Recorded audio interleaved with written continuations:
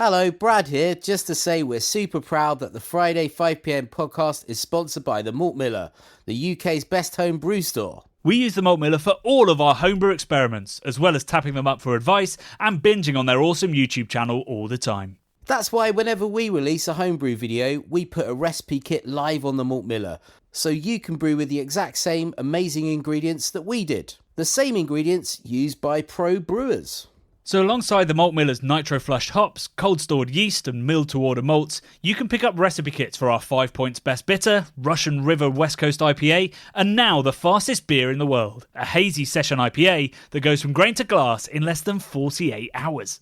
Sign up to their newsletter at tinyurl.com/Malt Miller to get 5% off your first order.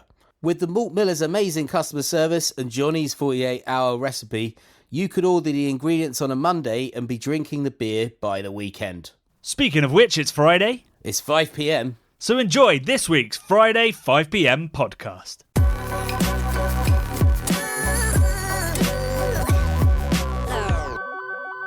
So Bradley. Yes, Johnny? How are you dealing with the terrible news? Well, mate, I'm still reeling. Reeling pretty hard. I can't believe that Logan would sell the other half of Beavertown. Dude, I know, right? It's so unlike him to do that. And I think it was in a contract, so we probably should have seen it coming. Okay. But yeah, I mean, I was initially, when I saw that news, much like the other news, I kind of shrugged. But actually, it is quite sad, because what I didn't realise is that in the time since whatever it was, 2017, 2018, when Beavertown sold their first half stake, I mean, they were the coolest brewery in London, right? And at one point they were the coolest, yeah. And they, decided that there was another path to go down. But they then became the biggest brewery in London. I didn't realise that they'd overtaken Camden. Yeah, so it's like when one of your favourite bands, who you've liked since they were small, totally changes what they're doing. Almost like, I would say, like Kings of Leon, were like, oh, they're fucking well cool. When I was growing up, loved Kings of Leon. Well, I say growing up, when I was like 20-something. Kings of Leon with their little sort of drawl and their kind of, lo-fi thing, and then they went and did like massive stadium rock, which I kind of liked, but it sort of took away from their coolness. So they went from being like the coolest to like the biggest. Like also like Future Islands. I absolutely loved Future Islands since my early 20s, and they were just like a little cult band. I've seen them loads and loads, and then they had that album Singles, and then all of a sudden every Wally loved Future Islands, and they'd come up to me and tell me that they love Future Islands, or why were they coming up to you? Well, just people, were you just like outside people like Future Islands you look a house, bit, just being like, I love you guys. What I mean is like you kind of like people that aren't. I'm not saying I'm alternative, but I think I'm a little bit alternative, Johnny. Isn't that kind of gatekeeping? If you're like, I don't want these other people to like my thing. It is gatekeeping, Johnny. It is gatekeeping, oh, right. Johnny. Okay. And I'm not like massively ever someone to gatekeep, but I felt very much a gatekeeper of Future Islands. Me and my friends really liked them. We used to see them a lot. I've even got a kind of a few stories about meeting them and interacting with them and stuff, and the singer, even I think he almost flirted with me at one time when I tried to buy some merchandise off of him. Have I told this story on the podcast before? Probably, but if you want to tell it again, let's do it. I mean, anything to not talk about beer. So yeah, exactly. So Beavertown are very much like Future Islands. Oh, we're starting again, are we? Samuel T. Herring is the singer from Future Islands. And I really like their T-shirts that they had at one of the first gigs that I went to see them at. And at this point, they were a teeny tiny band. And the lead singer was running the merch stall. So The T-shirt that I liked, they only had in girls' size small or medium, and I said, "Can I have a look at that T-shirt?" Held it up to myself, and I said to him, "Sam, do you think this will fit?" And he's got quite a gravelly voice, and he went to me, "Hell, I don't know, man, but I'd love to see you try." I don't think he was flirting. No, I don't think he was flirting, but it was funny. It wasn't flirting. Sorry, it wasn't flirting, but it was funny, and I'll always remember it. And then he went and sold out. And then he went and fucking sold out after that lovely interaction. They were so good, Johnny. Now, well, I mean, they're still good, but anyway. So the thing that made them blow up was his funny dancing on like Saturday night. No, what's it called? One of the late night shows, Letterman. He did his sort of his interesting dance moves, which became like memes and stuff. And then people found that, and then they latched onto the music. But I'm sure we all have memories with like Beavertown in the same way, where early doors we were like, this tastes fucking brilliant, this Gamma. And I remember the old branding that was kind of a bit underground. It was a little bit, there was like what do you call it, a sort of secret codes on it, almost Illuminati type messaging on it, with the all-seeing eye on the Beavertown pyramid thing. Yeah, long before Spaceman came along. Skeleton. Yeah, which I love all that as well. Like, Nick has done a bloody brilliant job with all the branding on it. To be honest, that is half the reason why they probably were such... No, it's more than half the reason. Their beer was no better than Brewed by Numbers, Colonel, any of those guys making good hoppy beer at the time. It was the format, it was the labelling, it was the marketing, it was the approach that broke them. And Gamma Ray was a really great beer.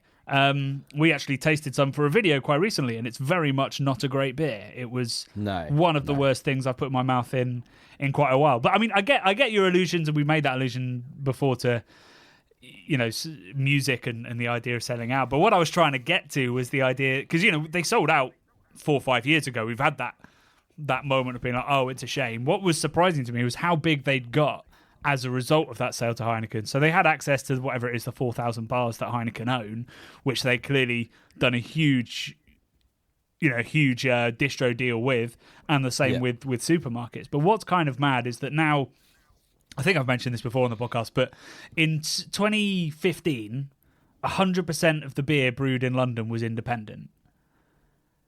Now it's less than 5%. And there was a little part of me that was like, well, Beavertown are growing and doing well, and they're still half independent. And now they're very much not. So now the next big brewery that has any say in their future is... probably Fuller's, maybe Sandbrook's, which are, I mean, both breweries that I very much like and have a lot of respect for, but they both work in the cask kind of element, which has never been the preserve of the big guys. So it basically means that if you want to have a locally brewed keg beer in London in a normal pub, you're gonna have to go to the big guys, unless you're in a specialty pub that's serving the other 100 breweries that can't get a look in. So, initially I shrugged my shoulders being like, oh, it's just the other 50%, which we knew was going to happen. And now I'm like, well, hold on a second. This is just another step towards London losing all of its brewing heritage again. And it makes me... You're not wrong. Quite upset to think about it. You're not wrong, mate. But also, like, going on that Gamma Ray that we drank, I wouldn't want to drink that in a pub. No. However much of that brewery Heineken own, that pint would be going straight back to the bar. So shall we have a chat about this week's video? Or do you want to go to my strange comment that I found? Not comment. Oh, actually, before we get to your strange comment, there are a couple of quick things we should mention. One is, if you are able to get to Borough, that's the borough of London, in South London, we will be hanging out at a pub on Monday from 3 p.m, drinking a beer that we have brewed in collaboration with Meantime Brewing. Amazing. As part of a feature-length documentary that we are... I was about to say have made. No. We're still making it. It's being screened in less than a fortnight, but we're still making it. Anyway, we are filming the final scene at the wonderful pub, the Gladstone, in Borough, and we need extras to be in the background, drink beer, eat food, maybe have a chat on camera about the beer. So if you fancy coming down for a couple of pints with me and Brad, if you fancy being in a craft beer channel video, if you fancy meeting some other craft beer luminaries, beer writers who should be down there, then come down. From 3 p.m, we'll be there until well into the evening at the very least, so we can hang out once we finish filming. And we greatly appreciate anybody that wanted to come down. So yeah, bring your friends, come for a very tasty pint of English IPA, but modern English IPA. Oh yeah. You can see a little teaser on all of our socials, which I put out yesterday. And we'd love to see you. 3 p.m. at the Gladstone in Borough. I mean, it's a beautiful pub, isn't it? For a start, it's full of beautiful, beautiful beer, beautiful people. We're gonna have a great time, and it'd be nice to see some of your faces if you can make it down. Yeah, so please do. The other thing I want to mention, and I'll put a link to this in the description of this podcast, that you may remember in our beer and food episode, Brad showed a little bit of chest. Oh. And there was a comment from somebody saying that his shirt was aggressively unbuttoned. And another viewer, a homebrewer, Alex, has decided to name one of his American pale ales aggressively unbuttoned and even drawn a cartoon version of Brad's chest hair. And it is quite the sight. An even greater sight than Brad's own chest. Someone's drawn a cartoon version. I thought you were going to say about the beer. Hang on, is that on the beer? That's not on the beer. It's on. He's got tap labels. He's got tap badges. But the tap badge you sent me was just like an abstract thing. Is that supposed to be my chest? What do you mean it was abstract? It was a shirt with chest hair. What? Hang on. I need to look back at this. That's your chest. Don't you recognise your own chest with curly chest hair? Did you send that on? What did you send that on? Oh, wow. Okay. You can see it now. It's your shirt. Yeah. You know, wow. He's done well. Yeah, I looked at it. I almost commented to you that almost looks like my shirt. But where I've got this, I've got this eye problem at the moment, haven't I, Johnny? So my eyes are a bit literally a bit cross-eyed. So I looked at that when you sent it to me at 8:30 in the morning, and when I wake, I've already said this. I don't want to bore people. At the moment when I'm waking up in the morning, my eyes are cross-eyed. Have you been to the doctor yet?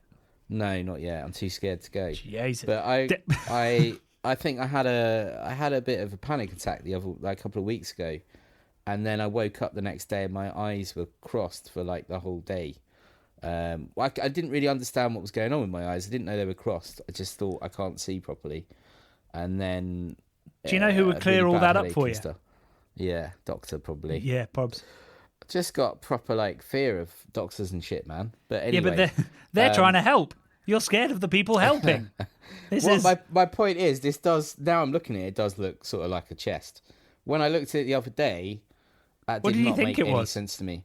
Right, it just looked blurry as fuck. I thought it was like a blue bit and then a pink bit and a blue bit. I was like, I don't know what that is, but cool. That's your body. Yeah, kind of. Blue bit and a pink bit. It's a sexualized representation of my body. Bradley, your body is... Never mind. Right, this week's video. Week's video was what I thought was going to be quite a niche, underappreciated, but very delicious episode. Right. Much like the beer that we were featuring, which was the Hefeweizen. And instead, it's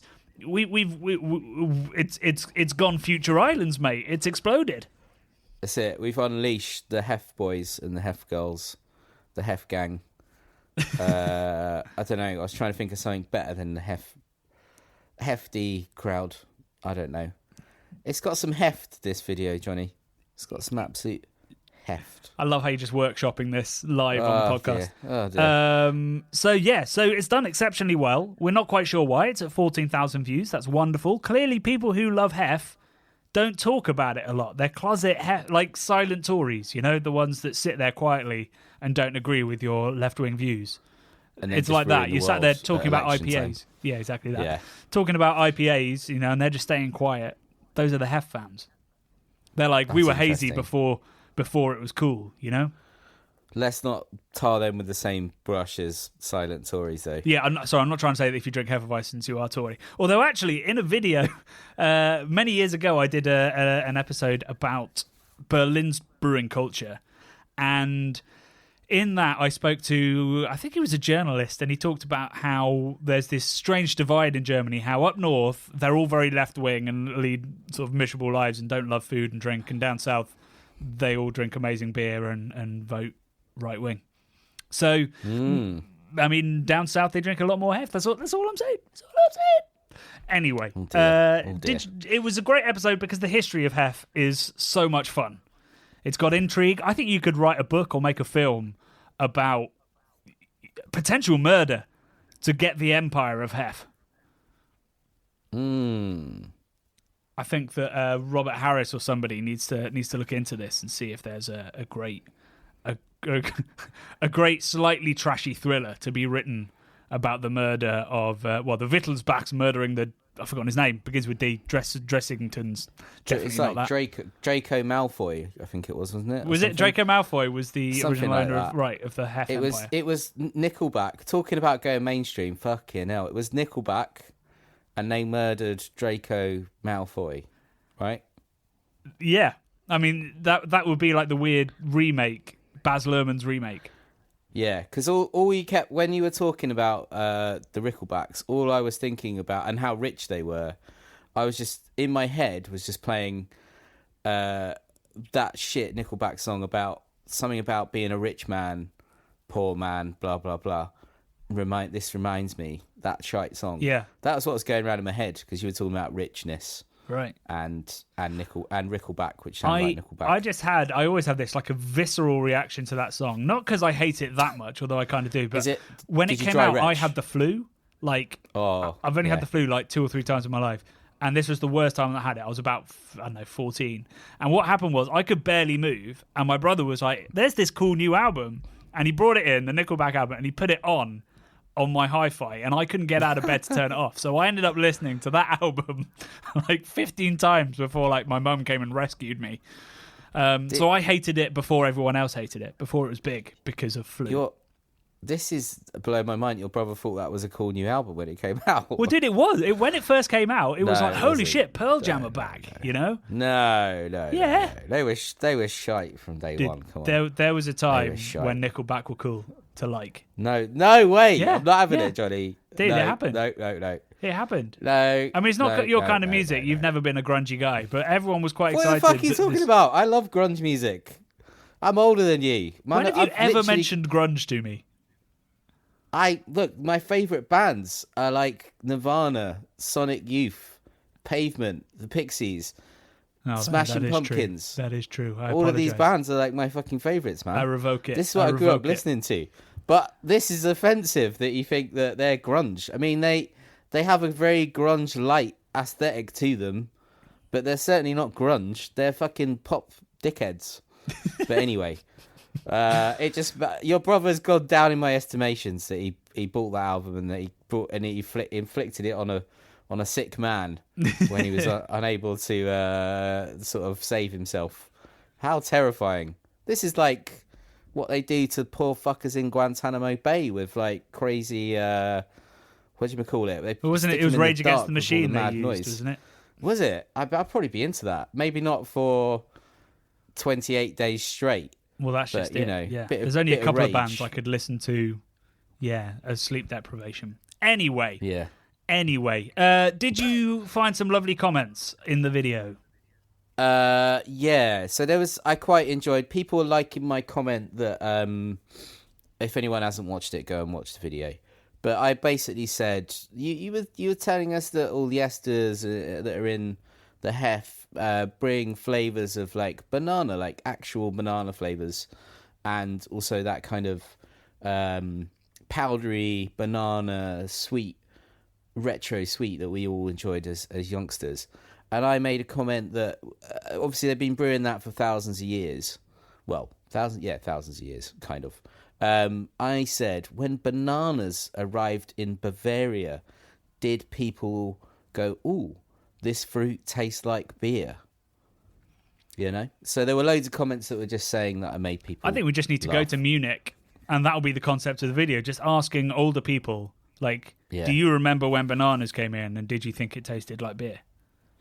Well, I don't know when the first bananas came in. I know they were like after wartime. They came back because during wartime, no bananas. No bananas. Yeah. But there was a comment which I enjoyed, which I can't find now, which was telling us that the banana flavour that we all know from the banana sweets and like banana milkshake and stuff is actually the extinct banana variety that is not around today. Because bananas are like they're basically fucked. Like even the current one is got a plate on it, which is probably going to wipe out the predominant banana variety in the world at the moment. So they're always looking for the new banana. Well, that's true of all crops, really. Like eventually the diseases get to them, and you're always looking for. I mean, that's exactly what happens with hops and with malts. Maybe they're struggling to find the new banana, which means that we all know about that. But yeah, that's standard practice. Diseases adapt. Yeah. We have to adapt our crops. I found it. So this is Brew Punk Pete said the banana flavour in food is based off of the Gros Michel banana that is now extinct. We are most familiar with the Cavendish banana these days.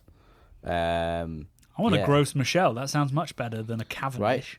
Gros Michel. Lee Taylor said, love it. Brad looking like a really cool orange spectacled David Bellamy.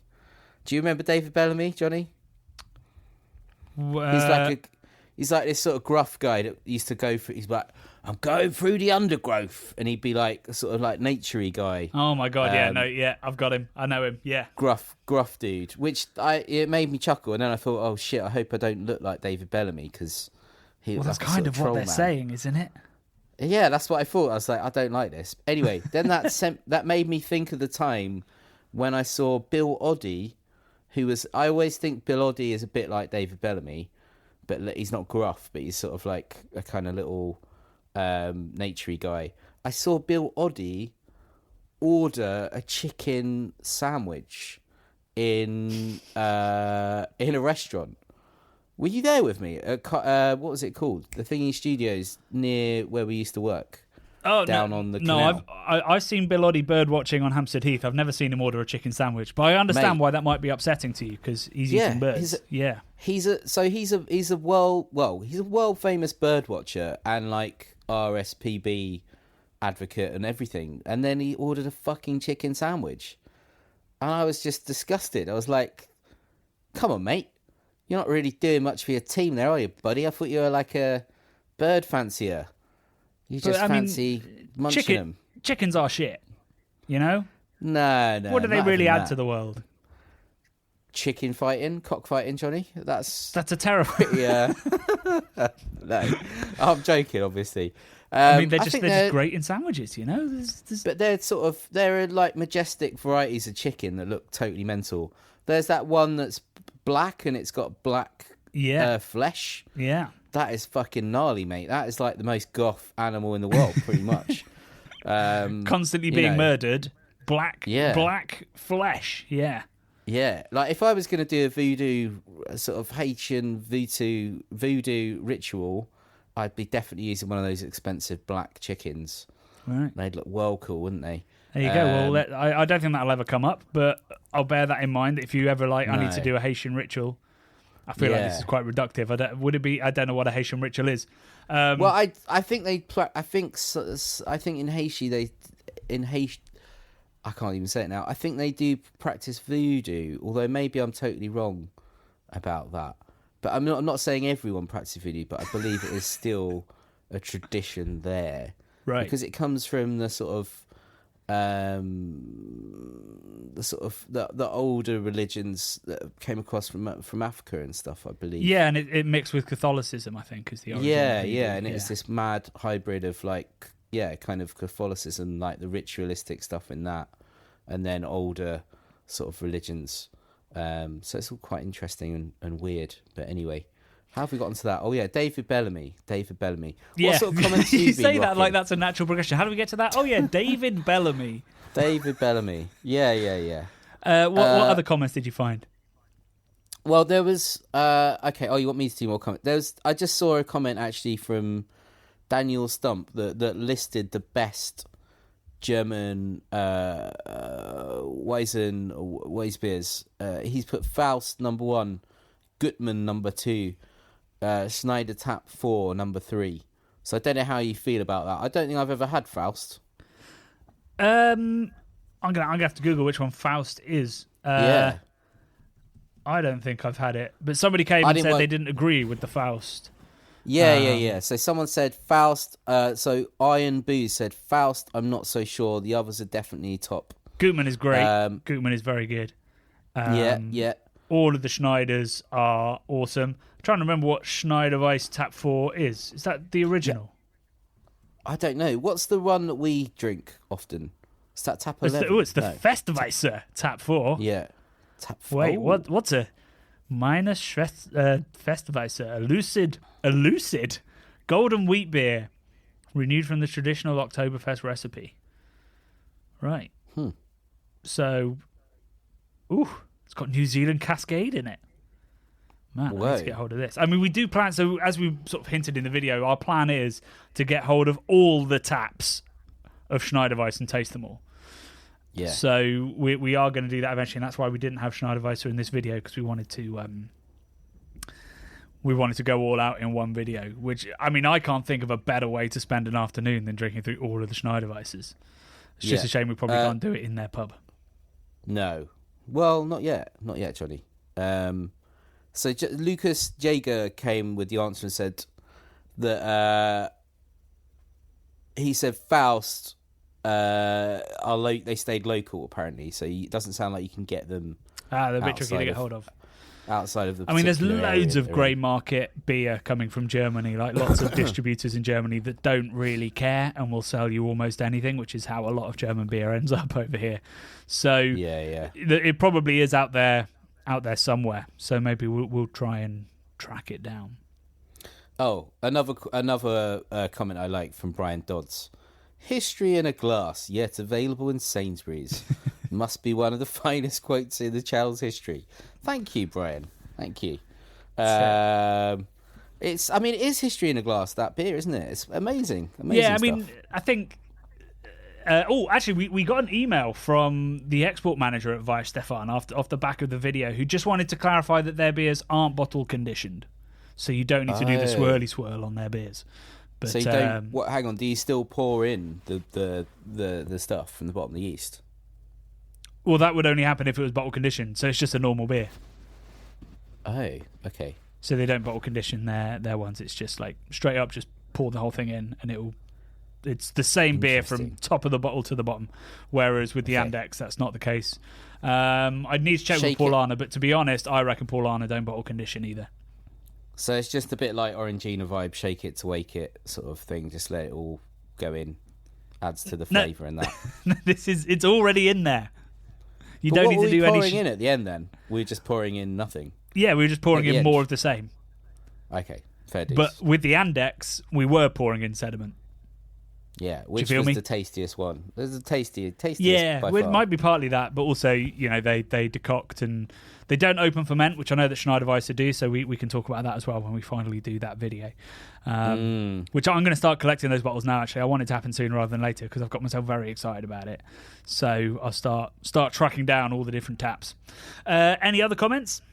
David Ellis, going on to that sort of when we get round to it, David Ellis, why haven't the German breweries got you guys in to do a cask-style documentary on the history of their beers?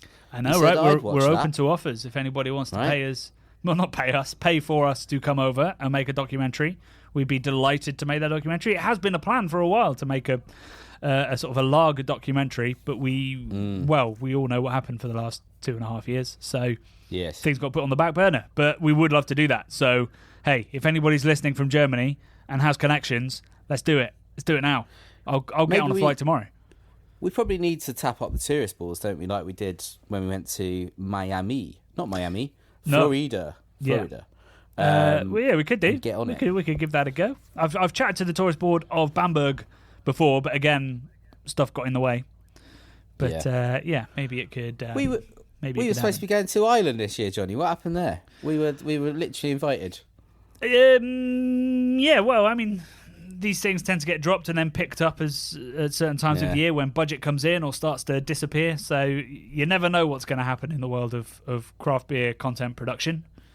True. Literally anything could happen. Right, that's all we've got time for this week. I've got to get back to editing this darn documentary. Brad's got to go to the doctors and get his eye straightened or whatever it is that needs to happen. And you need to start asking for permission / putting it in your diary / lining your stomach for Monday at the Gladstone from 3 p.m. It's totally fine if you want to turn up after work, whatever time that is. We should still be around, still having beers, and you can taste the beer that we've been working on for this documentary, so it's going to be a lot of fun. Next week's video is all about what temperature you should consume your beer. And we have gone deep. We have made a diagram. It's going to be a lot of fun. So we'll see you next Wednesday for what temperature should I drink my beer. The Bubble and Friday 5pm podcasts are brought to you by the nerds behind YouTube's Craft Beer channel. You can watch over 400 mini documentaries at youtube.com/the Craft Beer channel. And if you love what we do, support us via Patreon and get access to merchandise and our amazing Discord forum, a positive and welcoming space for everyone who loves beer, food and homebrewing. Love and beer.